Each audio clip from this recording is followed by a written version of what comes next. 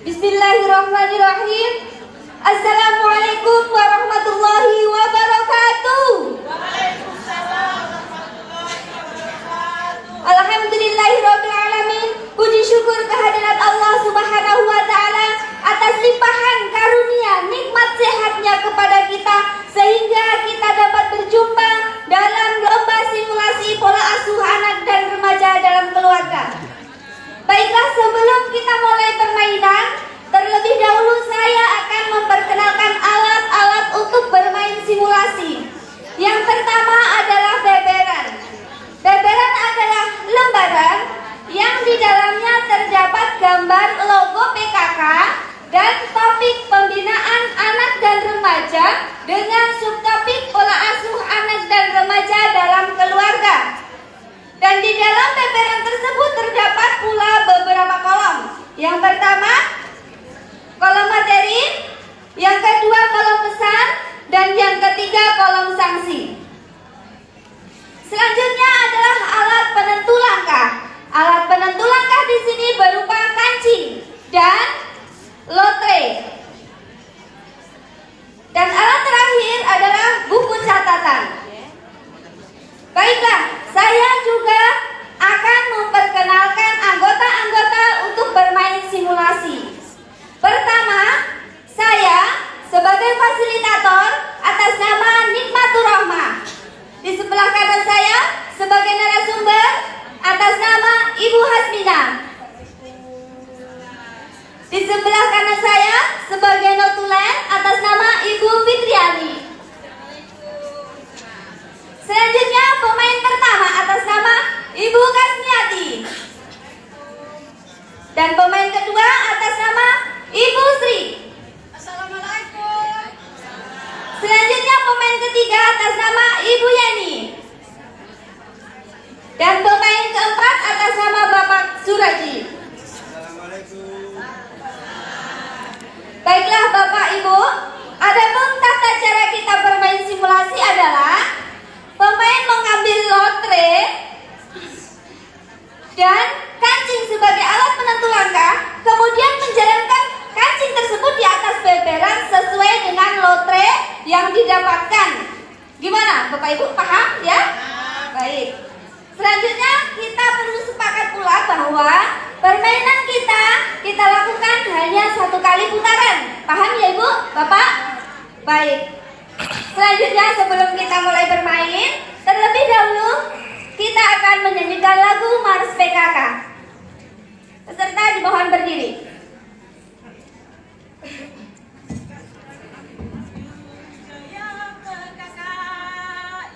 Marilah hai semua rakyat Indonesia membangun segera, membangun keluarga yang sejahtera dengan PKK.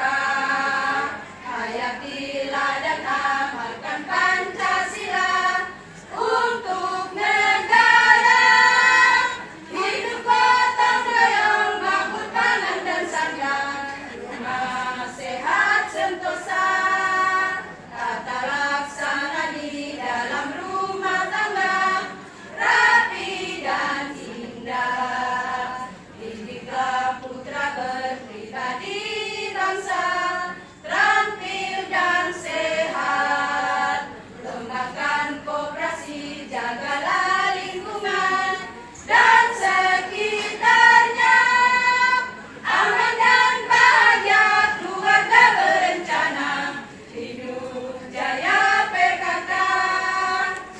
serta disilakan duduk kembali. Baiklah, untuk memulai permainan kita, terlebih dahulu kita membaca basmalah bersama-sama. Bismillahirrahmanirrahim. Baik, selanjutnya untuk pemain pertama silahkan mengambil lotre, kemudian bermain. Dan pemain pertama mendapatkan lot angka 6. 3, 4, 5, 6. Baik, pemain pertama mendapatkan kolom materi. Silakan dibaca dan diberi tanggapan. Sejak kapan anak mulai terbentuk kepribadiannya? Menurut pendapat saya, sejak dalam kandungan. Seperti kita ketahui dalam kehidupan kita sehari-hari bahwa ada kalimat yang tidak asing bahwa buah jatuh tidak akan jauh dari pohonnya. Nah, ini kepribadian bisa jadi adalah sifat atau warisan kepribadian atau perilaku dari kedua orang tuanya. Sekian dan terima kasih. Baik, ada tanggapan lain, Ibu? Baik, silakan Ibu. Ya, menurut pendapat saya, sejak bayi mengenal kepribadiannya adalah sejak untuk mengenal atau merasa rasa manis atau rasa yang lain. Terima kasih. Baik, masih ada tanggapan lain? Ada, silakan Bapak untuk memberi tanggapan. Terima kasih. Kalau menurut saya untuk menganalisa anak-anak saya sendiri, ini contohnya ini saya lihat sejak dalam usia 2 tahun ini, jikalau dia ini menangis mungkin dia kenceng atau berak, itu kalau sudah berak itu dia garuk-garuk lainnya, itu tanda-tanda itu yang bagus, dan itu akan bisa mengangkat derajat orang tua juga, membawa nama baik orang tua. Terima kasih. Baik, tanggapan yang sangat bagus sekali. Kita beri aplaus tanggapan Bapak. Baik, ada tanggapan lain? Baik, cukup. Untuk mendapatkan kesimpulan yang jelas, kita persilahkan kepada narasumber. Ya, baik, terima kasih Bapak dan Ibu. Anak mulai terbentuk kepribadiannya adalah sejak perkembangan di dalam kandungan sampai dengan anak itu berumur 6 tahun. Terima kasih. Baik, terima kasih. Kita melangkah ke permainan selanjutnya, Bapak Ibu ya. Baik, untuk pemain kedua silakan. Pemain kedua mendapatkan lotre angka 5.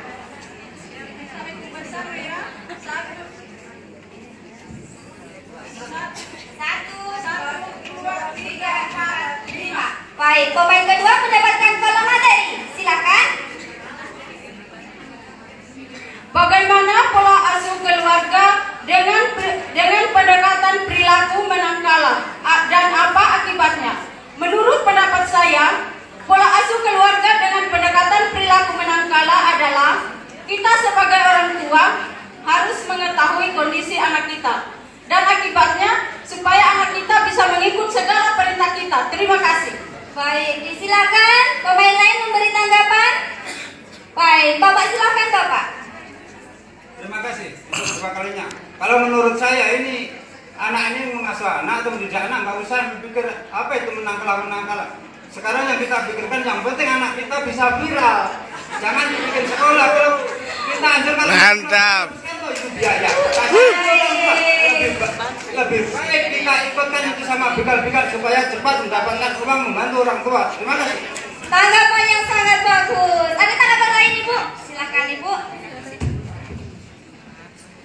Saya sangat tidak setuju dengan pendapat Bapak. Masa perilaku yang salah dibiarkan supaya anaknya viral? Saya tidak setuju. Sekian, terima kasih. Baik, tanggapan lain? Cukup. Saya persilahkan kepada narasumber untuk memberi kesimpulan. Baik, Bapak dan Ibu, perilaku menangkala adalah perilaku atau pola asuh orang tua yang terkadang mengikuti kemauan orang tuanya. Terkadang orang tua membiarkan anak itu walaupun salah dan kadang-kadang keras, anak harus mengikuti orang tuanya. Akibatnya pada pola asuh ini adalah yang pertama membuat anak ini bimbang, tidak tahu mana yang benar, Bapak dan Ibu tidak tahu mana yang salah, sehingga anak menjadi tidak memiliki kepribadian, kemudian ragu-ragu dalam mengambil keputusan. Terima kasih. Baik, saya rasa jelas Bapak Ibu ya kesimpulannya. Baik, selanjutnya pemain ketiga.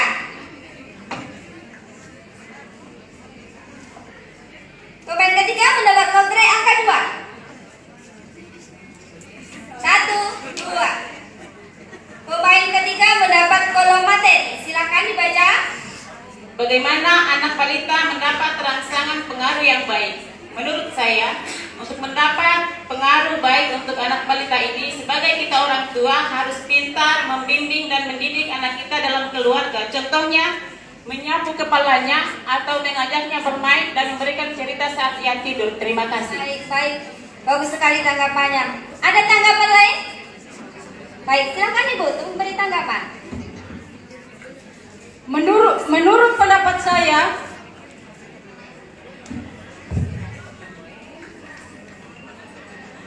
anak balita harus mendapat, bagaimana caranya anak balita mendapatkan rangsangan yang baik? Menurut pendapat saya, anak balita mendapatkan rangsangan yang baik melalui media sosial juga bisa, contohnya televisi. Kalau anak-anak setiap malam melihat pertandingan, insya Allah kelak dia besar dia akan menjadi penyanyi terkenal seperti Firdan. Terima kasih. Baik, kita beri aplaus tanggapan Ibu.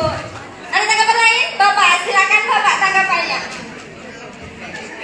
Ini salah satu cara yang paling mujarab ini untuk memberikan rangsangan anak-anak kita. Ini paling gampang, kita ambil saja lombok, kita oleskan di bibirnya sudah bagus, itu suatu rangsangan yang tepat. Terima kasih. Baik Ibu, ada lagi? Silakan Ibu, silakan. Menurut pendapat saya sangat tidak setuju dengan pendapat pemain kedua ataupun pemain keempat, bahwa sebaiknya dilomboi atau membiarkan menonton televisi. Kalau menurut saya justru itu pola asuh yang sangat salah dan tidak perlu diterapkan dalam keluarga.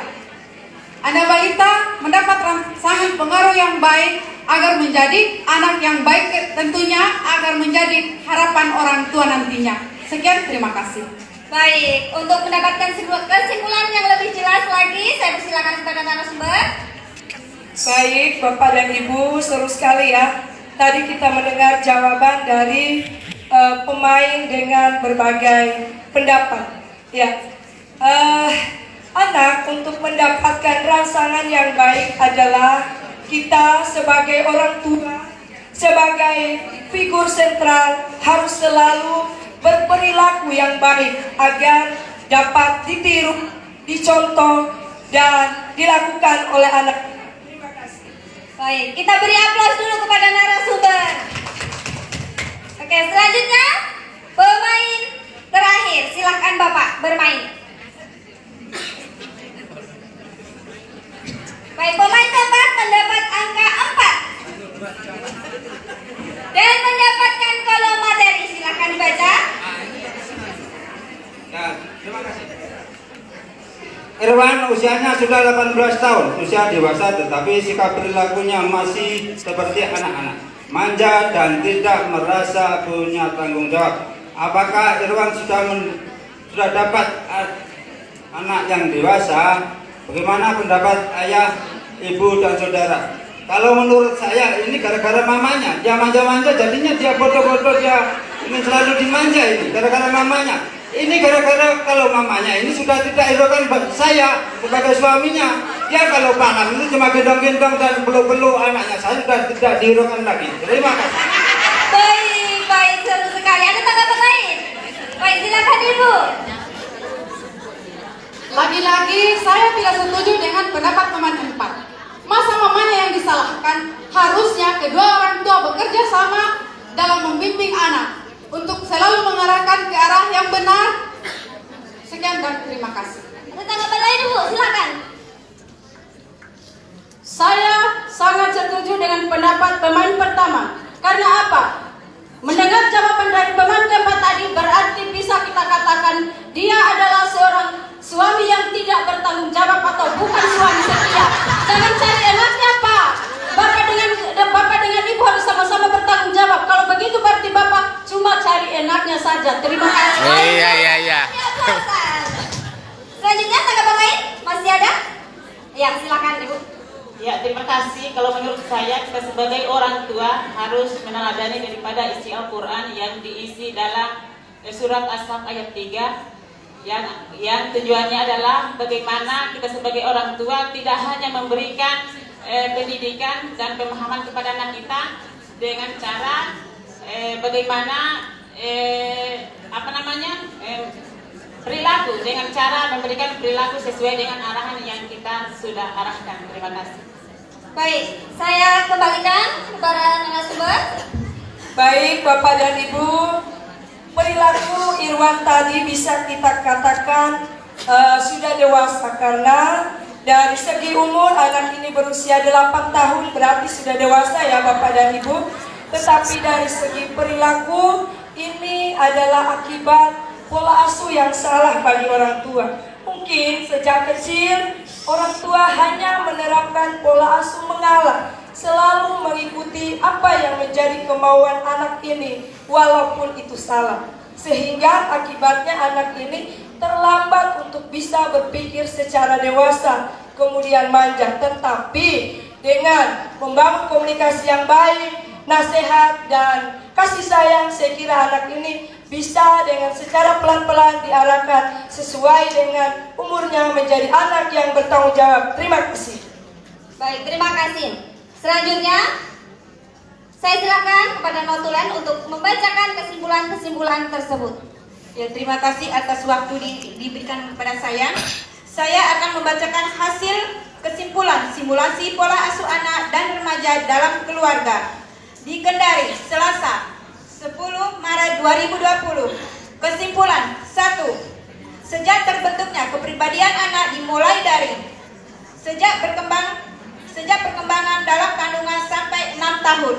2. Pola asuh dalam keluarga menangkala, yaitu harus mengikuti kemauan orang tua. 3. Agar anak mendapat rangsangan yang baik, kita harus sebagai figur sentral dapat memberi perilaku yang baik agar dapat dicontoh. Sekian dan terima kasih. Baik, kita beri aplaus sekali lagi. Baik. Demikianlah Bapak Ibu permainan yang dapat kami tampilkan pada kesempatan kali ini. Terima kasih atas perhatiannya. Saya akhiri dengan alhamdulillahirabbil alamin. Wabillahi taufiq wal hidayah. Wassalamualaikum